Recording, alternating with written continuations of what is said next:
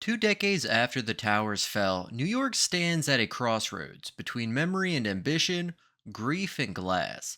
But before we continue, make sure you're subscribed because what's unfolding beneath Manhattan is unlike anything you've heard before.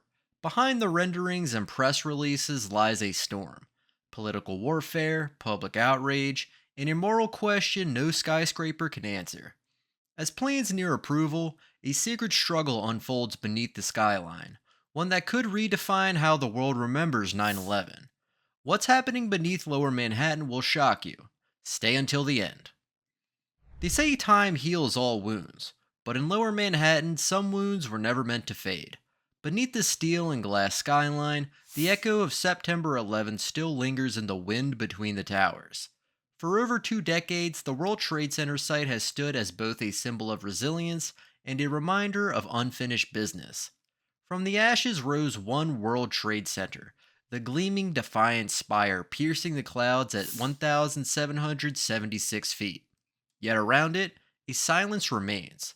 For all its grandeur, the full vision of the rebuilt World Trade Center, the one promised to America and the world, remains incomplete. The dream was of a complex of 5 towers, memorial parks, and bustling life restored. But 23 years later, the dream is still caught in controversy, debt, and debate. And now, a new plan, a staggering $5 billion proposal, claims it can finally finish what New York started. But many are asking, at what cost? In 2003, the world turned its gaze toward a young architect named Daniel Libeskind. He won the international competition to reimagine Ground Zero, not with the cold logic of commerce, but with the raw symbolism of rebirth. His vision was nothing short of emotional architecture. At its core, a pair of memorial voids would mark the footprints of the fallen towers, while new skyscrapers spiraled upward around them, each one reaching higher, culminating in a spire of glass called the Freedom Tower. Libeskind's plan captured hearts. It was not just design, it was catharsis in steel. He described his idea as a wound that becomes light. The Freedom Tower would be visible from miles away, reflecting sunrise and sunset over a city reborn. But the poetry soon collided with politics. Developers, investors, and the Port Authority began reshaping his design, balancing emotion against practicality. Security experts insisted on thicker cores and smaller windows. Corporate tenants demanded more rentable floor space. The artistic rhythm of the spiral gave way to a grid of compromises. By 2014, when One World Trade Center finally opened, its lineage to Libeskind's original dream was faint, like a distant echo distorted by years of argument. Tower 3 and 4 followed, sleek and commercial, but Tower 2, the final soaring sibling, was never built. The 2008 financial crisis stalled everything. Tenants pulled out, lenders retreated, and the skeletal steel columns at 200 Greenwich Street were capped, a ghostly reminder of halted ambition. For years, the site lay dormant, a half finished idea fenced off from the bustling city around it. Tourists passed by without realizing that beneath their feet lay the buried beginnings of a skyscraper that might never rise. The blueprint faded into history's drawer, but not entirely. Every few years, whispers of revival would emerge: new design, new promises, new money. Yet each time, they were met with the same tension between vision and reality. The plan to finally complete two World Trade Center is not just another construction project, it's a monumental wager.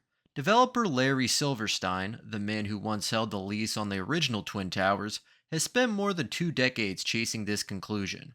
His company now proposes a $5 billion skyscraper designed by the renowned architect Norman Foster, known for his crystalline, futuristic structures that seem to merge with the sky.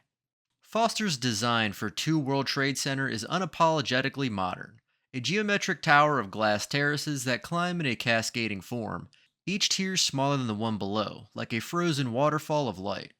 It would reach roughly 1,350 feet, anchoring the northern edge of the memorial site and finally balancing the skyline. But behind the aesthetic lies a complex financial puzzle, one stitched together with private capital, city incentives, and speculative tenant interest. Silverstein insists the tower will honor the spirit of renewal, a continuation of what the city began 2 decades ago. Yet critics aren't convinced. Some call it a corporate fortress in memorial clothing.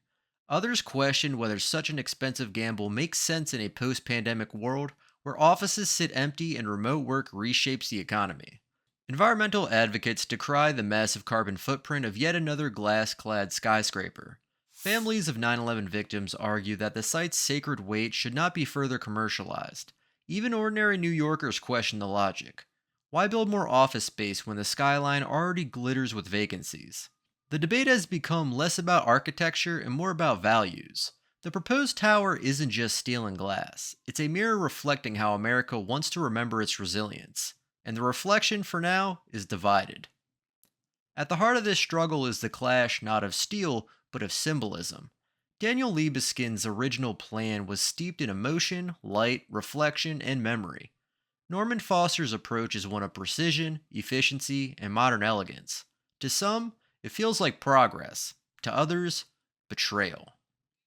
Libeskind once described the site as sacred geometry, a living memory encoded into architecture. Every angle, every line of his plan was designed to echo the idea of renewal through remembrance. Foster's tower, by contrast, speaks the language of corporate aspiration. Clean lines, minimalist glass, optimized function. Where Libeskind sought emotion, Foster seeks balance and restraint. This isn't merely an aesthetic dispute. It represents two philosophies of how societies remember trauma. Should memorial spaces remain emotional and untouchable, or should they evolve into living, working cities again?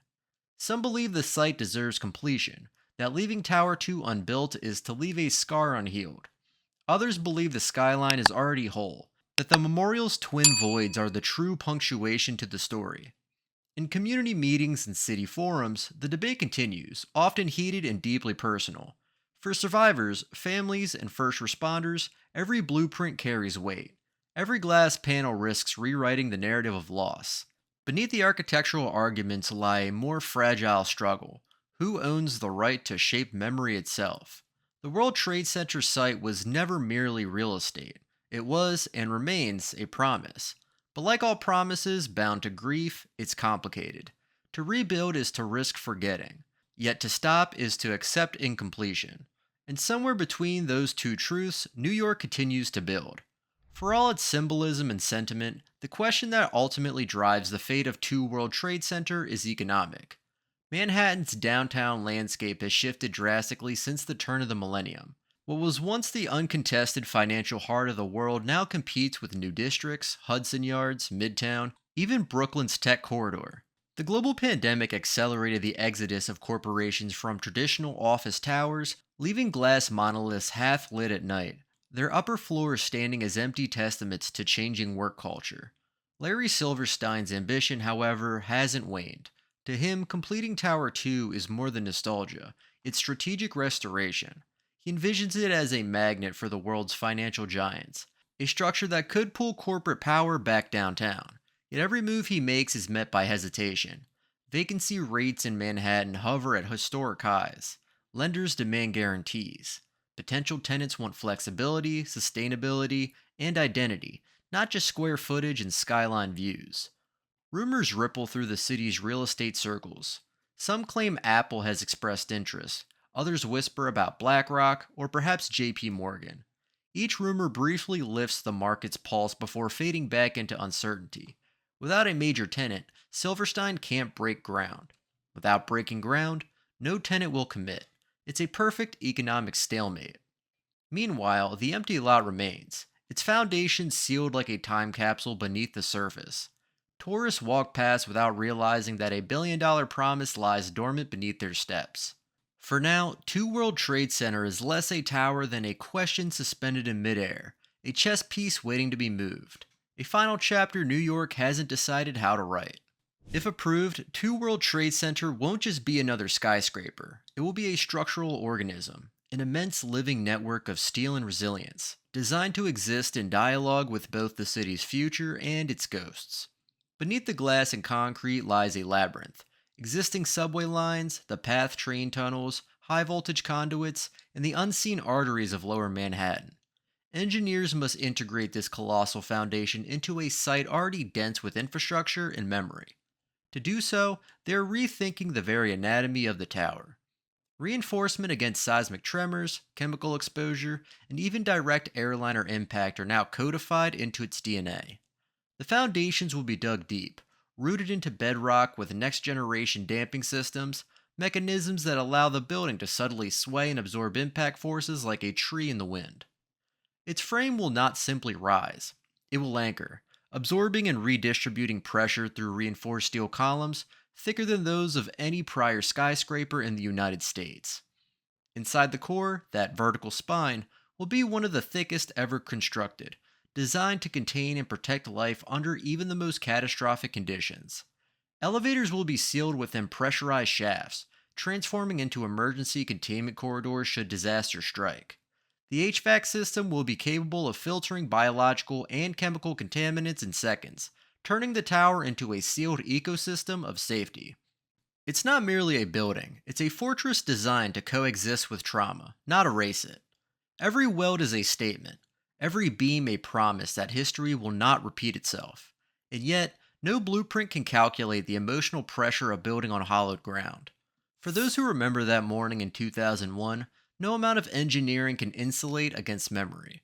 Beneath the sound of drilling and steel clashing, there's an echo of loss, defiance, and the weight of unfinished business. As early renderings leaked into the public sphere, the reaction was swift and raw.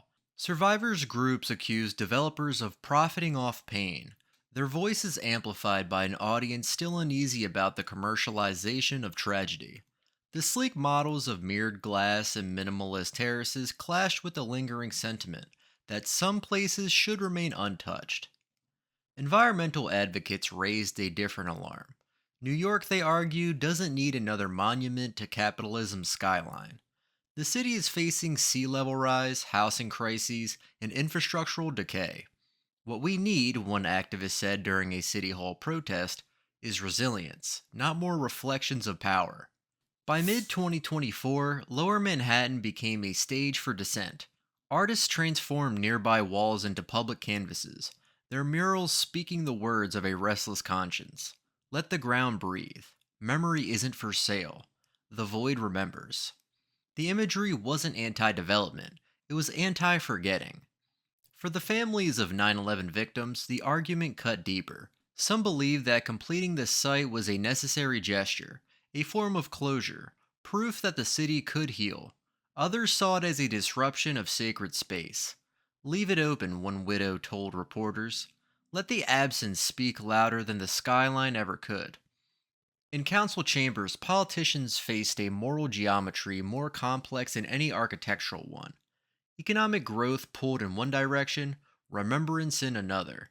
For the first time since the dust settled in 2001, the question returned, sharper than ever.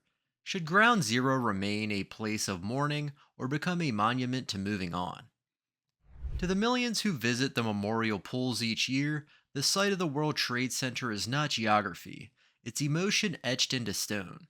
The names, the fountains, the endless falling water, together they form an unspoken liturgy of memory. Standing there, one feels the absence more powerfully than any presence could convey. And that's precisely what makes the proposal so divisive. Supporters of the final tower see it as an act of completion, the long awaited closing of a wound. They argue that to rebuild entirely is to reclaim identity, to prove that New York's story did not end in smoke and silence. For them, Two World Trade Center is not vanity, it's vindication. But others see a betrayal in that vision. You cannot engineer closure, a survivor said at a public forum. Grief doesn't need symmetry. The skyline, they argue, is already whole, not because of what stands there, but because of what doesn't. This divide between those who seek a final chapter and those who reject the idea of finality reveals something profound about how society heals. Some build monuments to remember, others preserve absence to feel. Beneath all the arguments lie a shared truth. The city's heart still beats at ground zero, and every attempt to shape its future stirs the past to life again. By early 2025, the decision loomed. Negotiations between the Port Authority, Silverstein Properties, and New York City Council had grown tense, each meeting a balance of ambition, memory, and money. The proposed $5 billion plan promised to inject billions into the local economy, yet the symbolism carried a price no ledger could quantify. The newest blueprints envisioned a structure both modern and mournful, a design that curved slightly at the base, as if bowing toward the memorial pools. Developers promised sustainability at a scale never before attempted downtown: solar glass facades, green terraces, and carbon neutral systems running through its core. Yet approval depended on one key factor: anchor tenants. Without them, construction couldn't begin. By mid year, the world would know whether the dream would ascend or dissolve. Media outlets hovered like hawks. Headlines speculated about delays, design shifts, and quiet withdrawals. Protesters returned to the plaza, holding vigils under the shadow of One World Trade, the completed tower gleaming like a sentinel. Inside conference rooms high above the memorial, the debate raged on. Can a city build toward the sky without betraying its past? For New Yorkers, the answer would define not just a skyline, but a soul. In the end, the story of the World Trade Center was never just about architecture. It was about resilience written in steel and sorrow carved into stone. From the dust and destruction rose symbols of defiance, and through 2 decades of rebuilding, a single idea endured: that even in ruin, there can be rebirth. Whether or not Two World Trade Center is ever completed, the legacy of Ground Zero transcends blueprints. It has become a living testament to contradiction, a place where silence and sound, grief and progress, coexist uneasily yet truthfully. Perhaps the point was never to finish the skyline, perhaps to keep its incompleteness as part of the city's memory. Is rebuilding always an act of strength, or can it sometimes be a way of erasing what should never be forgotten? Share your thoughts in the comments. Thank you for watching this video with us, and catch you in the next one.